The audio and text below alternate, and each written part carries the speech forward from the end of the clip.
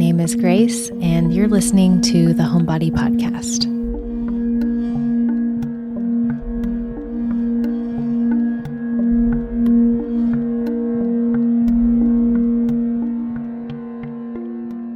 Hello and welcome. This is the second episode in a two-part series on initiation.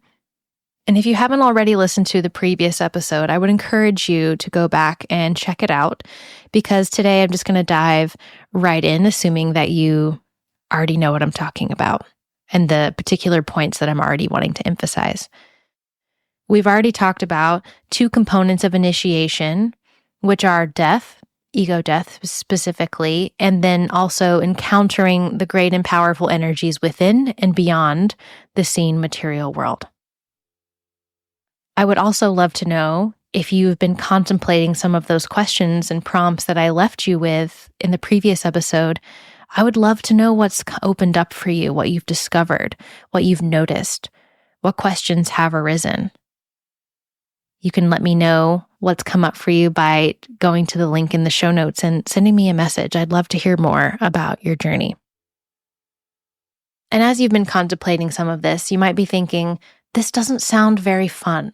Why would I do this? Why would I consciously do this? If culture is not making me do it, why should I engage with it or seek it out on my own? And I'll start by saying that you will notice people who are spiritually mature, people who in general seem to be operating in a sphere of freedom, are very good at this. They can see and smell an initiation coming from a mile away, and they don't even flinch. They don't even wait for it. They start running towards it, collaborating with it like a great improv piece. And they become so skillful and adept at this that transformation becomes something that they're very good at and something that they're no longer afraid of. On the other hand, most people are like, again, this doesn't sound very fun, but I would argue, and do start running the other way. And again, even for the people who are good at this, there's probably still and might be a voice that's like, my ego does not like this. But once one has become skillful and that ego has gotten to its proper size, that voice in proportion to other parts of self and greater self has become quite small. And I would also argue that, yes, maybe it doesn't sound very fun at first. I would argue that it's even less fun to not do it. Why do I say that? Well, what happens when we don't do any of this? Obviously, most people are not doing it. It's not how most people are living their lives. At best, again, most people are adult teenagers with a lot of unconscious, child, ego-driven energy, still looking for approval, like a bottomless pit level of belonging, acceptance, unconditional love that all humans desire, but that your parents, the world in general, just can't give you. That fulfillment is never going to come from out there in that way. And because that child ego bottomless pit hunger never gets satiated, and we're pulling on the wrong cord, we keep scratching that itch. The scabs keep coming off. We keep wondering and wandering. When are they going to see me? When am I going to be accepted? And it becomes this general internal scream of frustration, like, when will they see and accept me? And maybe they will, maybe they won't, whoever they is at any given time. Often, a lot of times, it's secretly the parents. But again, most people are still like stuck teenagers in their own right. And the actual spiritual connections you have with your parents or any other individuals may or may not be that important in this lifetime. I don't know, who's to say. But ultimately, looking for absolute acceptance, wholeness, belonging that supersedes all conditions, that comes instead from the great and powerful, from the great mother and the great father to whom you truly belong, but who you never met and you weren't tethered to, or you mistook for your parents, or they got convoluted in some way and then you flushed it all down the toilet because it was painful. The stuck teenager energy becomes something that we then project onto all authority figures or people who just touch the pain of them. And we respond to all of them in the same way. We end up unconsciously making decisions, proving something to them, trying to show everyone how right we are, trying to please them, observing ourselves through judgment and pain that the ego has not learned to let go of. And it holds us back, and it holds our life back, and it absolutely keeps us from transforming in any meaningful way.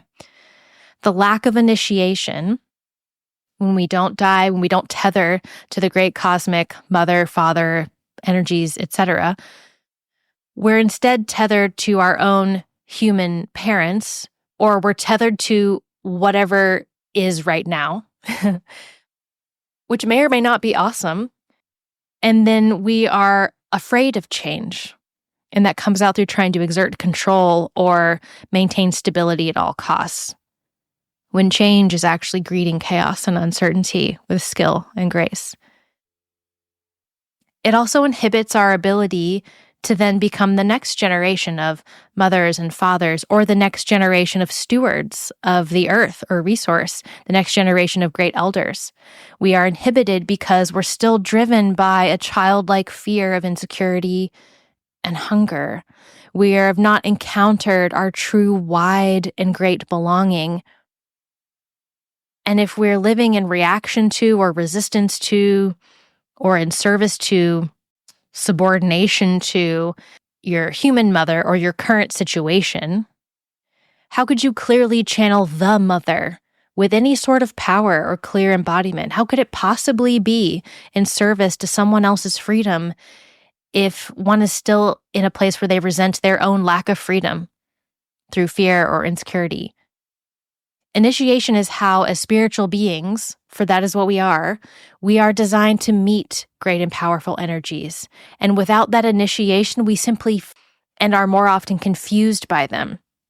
These energies like money, mother, father, adult, husband, woman, elder, earth, fire, sky, jaguar. Without any initiation, these and things like them become things that we can simply project our pain and confusion onto, and therefore we cannot hold them. Because once we go through the death, at the bottom of the death, we meet the parts of us and the parts of life that are always alive. And there is an incredible power and resilience and courage that rises up from that place. A lot of our contemporary pain comes from the lack of this particular embodied spiritual knowledge or gnosis. We don't know what it means. We don't have a story. We don't have a tether. We don't have a belonging to the fact that we can literally birth a being into the world that didn't previously exist, and therefore we don't know how to birth worlds. It would be hilarious if it weren't so lacking, right? Staying on this particular example, it's like girls just get their period one day and someone's like, here's some tampons and a book, good luck. It's hilarious if it weren't so lacking, if it weren't so painful, if it weren't so impoverished. Same with sex, same with money. We don't know what they mean. We don't have a story about our belonging to and with them because we've never actually met them. Our story simply becomes the smoothie of our pain or inherited misunderstanding and projection. I hate this, but I need it, and I dislike it, and ew, that's like my mom, but I actually want it. And you can apply that dynamic to pretty much anything.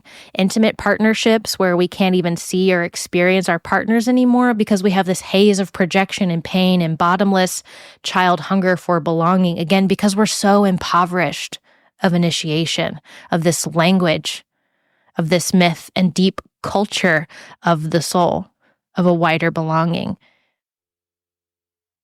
We have not been properly introduced. We have not been initiated, and therefore we have not been tethered. Therefore, we are merely the culmination of our misunderstanding and pain. We don't have the tools of these great and powerful energies because we don't know how to access them. We don't understand their power. We don't have access to their wisdom. We haven't encountered their essence, and we don't know our essence. And all of that pain and misunderstanding, again, to use an analogy from the first episode, it conglomerates into this giant Velcro ball that's then a magnet for more pain and projection and misunderstanding inside of us.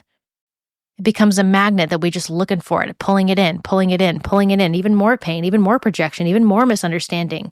We hold it, we pull it in, we pet it, it's our precious.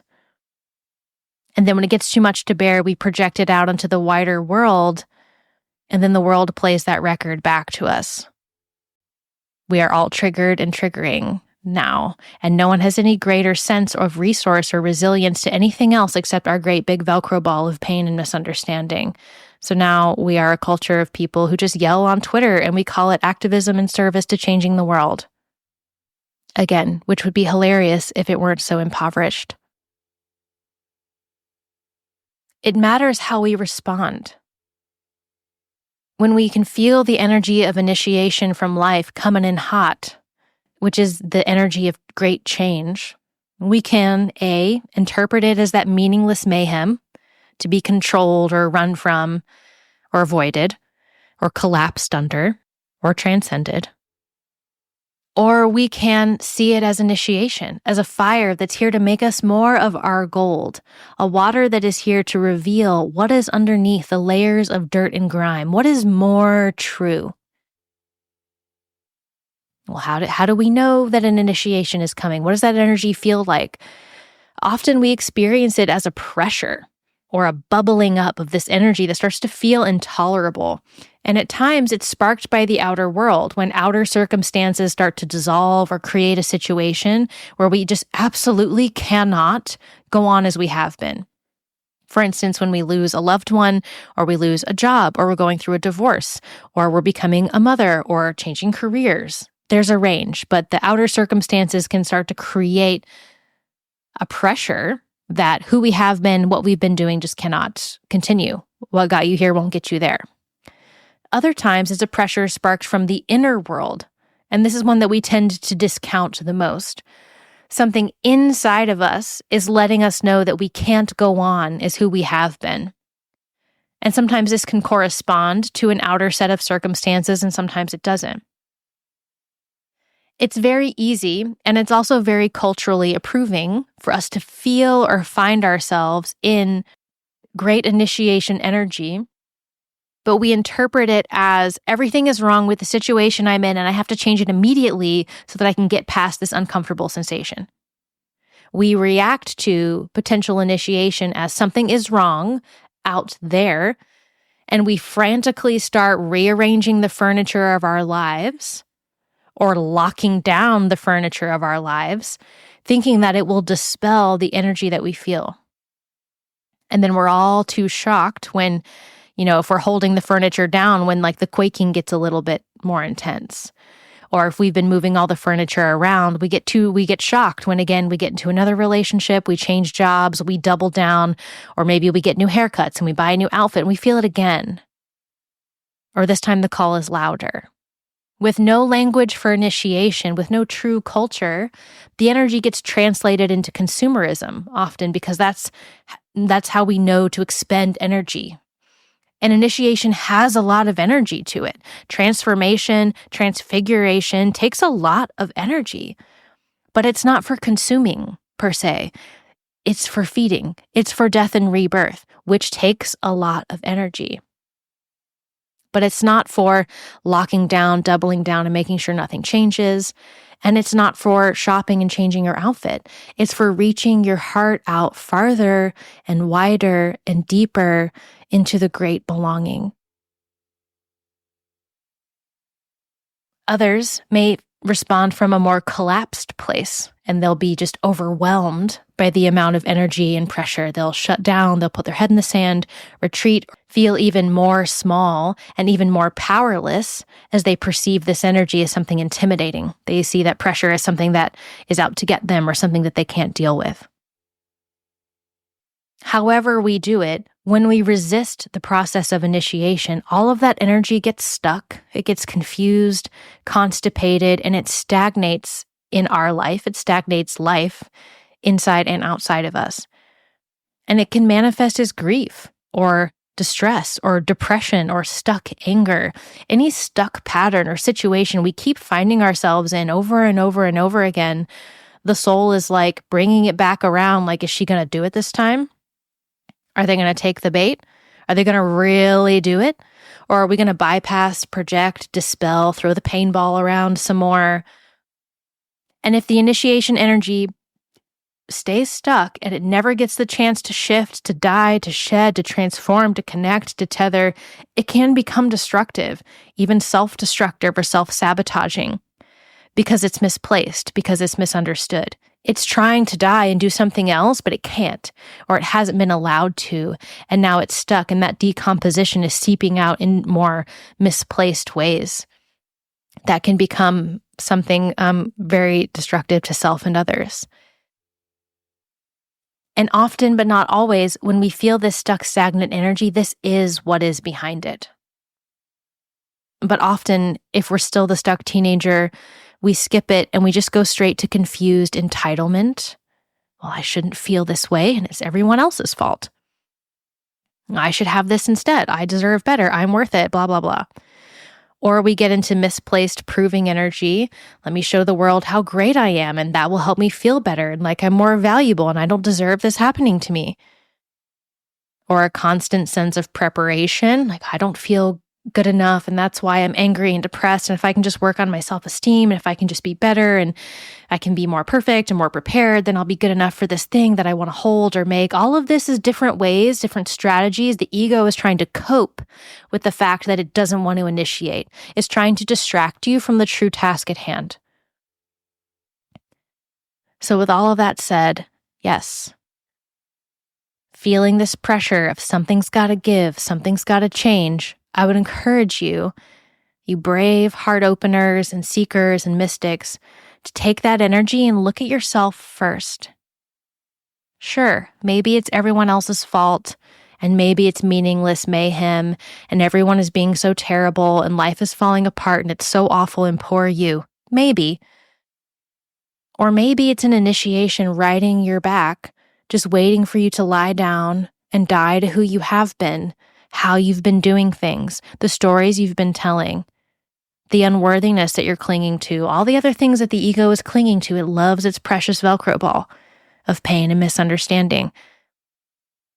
Maybe it's an initiation riding you so that something new can come into being. When we look at it from here, we can clearly see this is a great gap. And how this lack of spiritual initiation leaves us in places full of crossed timelines where we're still trying to prove and perfect and react and please and defend, all that looking out just in general somewhere for external validation, for belonging in places that we'll never find it, in places where we don't have it to give. And we aren't children, and we aren't adults, and we're accountable and expected to give, which is our destiny. But without initiation, that feels unfair, and we feel entitled to some invisible thing that we can't seem to name, and we're unable to reckon with it because no one introduced us. No one initiated us to our own direct, divine, interstellar connection to the great and powerful energies that sustain us and live through us and carry us on our way. I promise you there is a great inheritance for you there.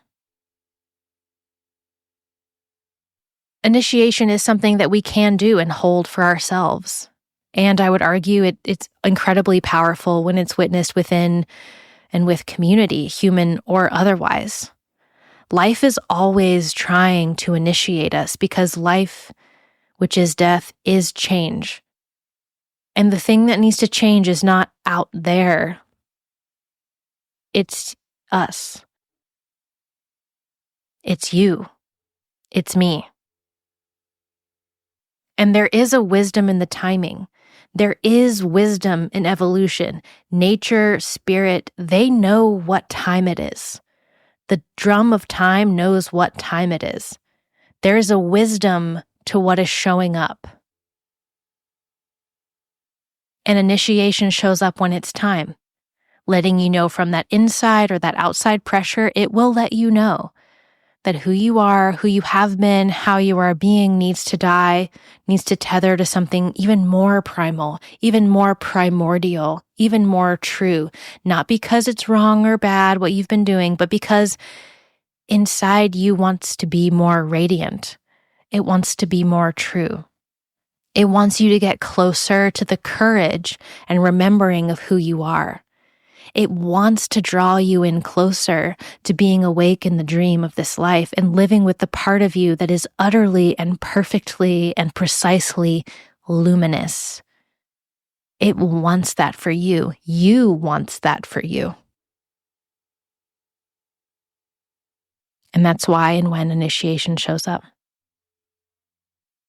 Every time we go through this, the concentric circles of our belonging and our freedom and our power, they become wider and wider and wider until we literally feel in our bodies and live in our lives under the knowledge that we are inextricably woven into something great and beautiful that is always here within you and with you. And that is the diamond, the gold of life. To have that with you. And we may think it doesn't matter now, but if you ever have sat with someone who is dying, you'll see a range.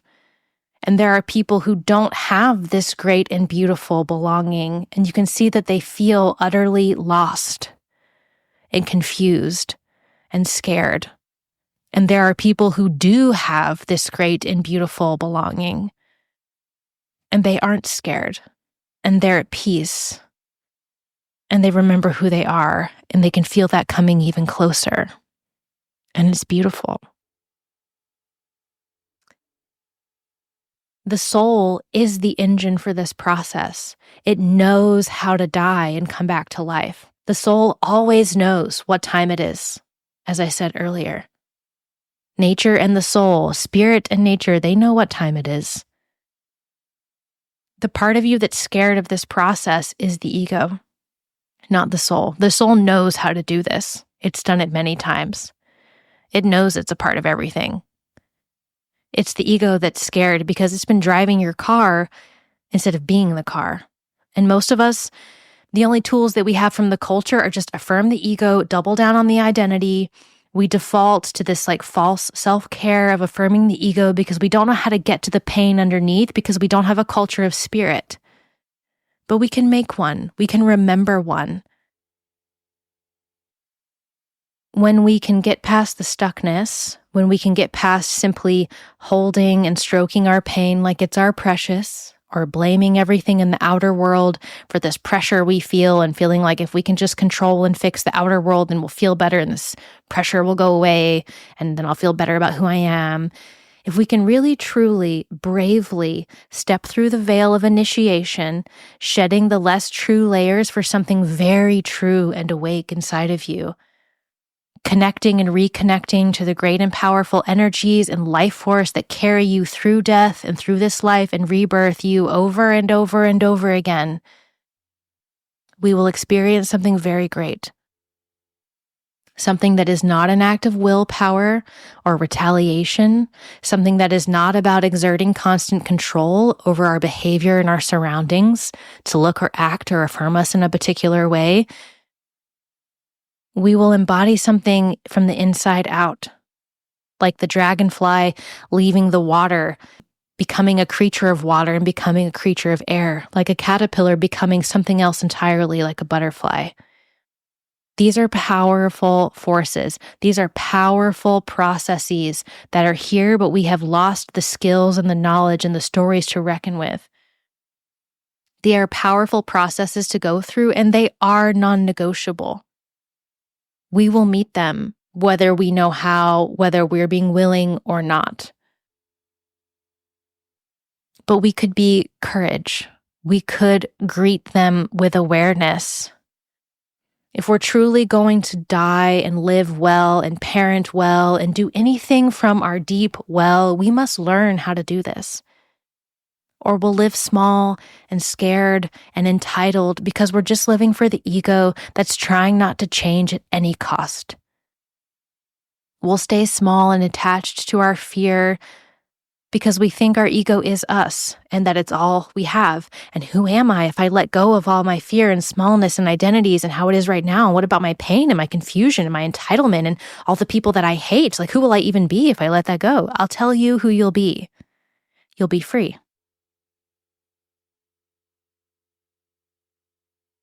You'll be unafraid of death because you've done it so many times before you actually do it. You'll be invincible. You'll be brave. You'll be a true lover of the world, yourself, and others. Holding on to your ego for dear life and calling it self-care is a hilarious cartoon that isn't going to take you anywhere remotely interesting or brave or real.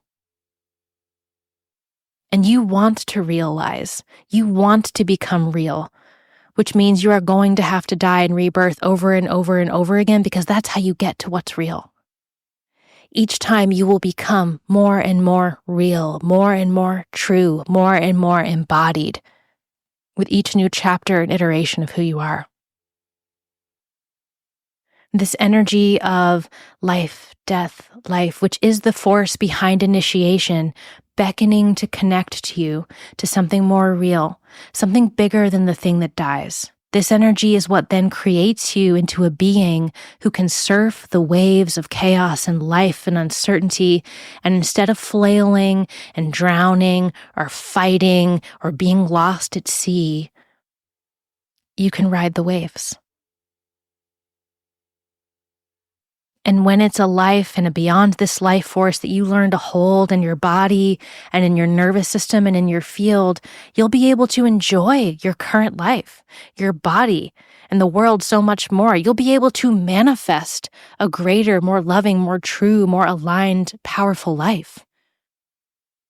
You'll be able to then serve the world from a more powerful, transformative place because you've learned to embody the energy of transformation.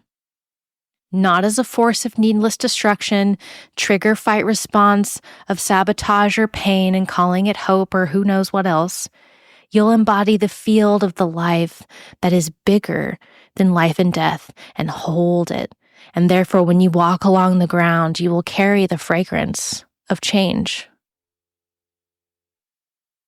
Everything you want for this world out of the beautiful, innocent goodness of your heart can only manifest when there is great change in consciousness, in human consciousness, period.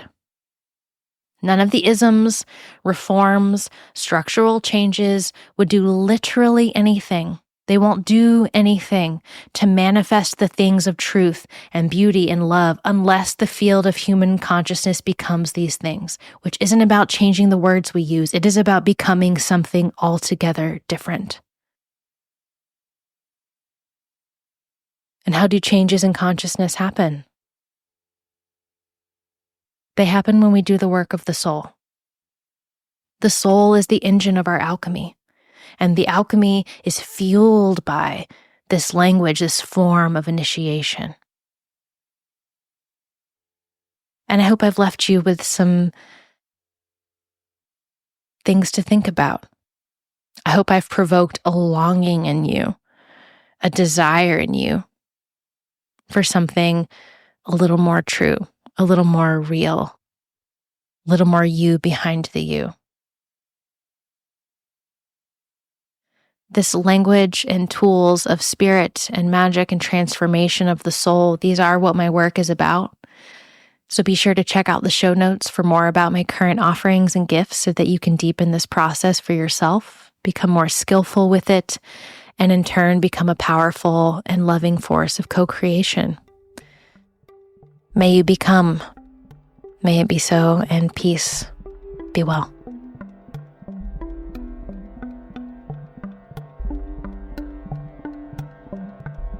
Thank you so much for listening. If you enjoyed the episode, please take a few moments to subscribe to the show, leave us a review, and share the episode. These small tasks help our independent podcast so much. Be sure to also check out the show notes below to learn more about any resources, guests, or sponsors that we shared with you today. Our intro and outro music was created by artists Aaron Palovic and Jared Kelly. Our podcast logo was created by Elaine Stevenson, and this show is produced by Softer Sound Studio. Thank you for being here. Be well. Peace.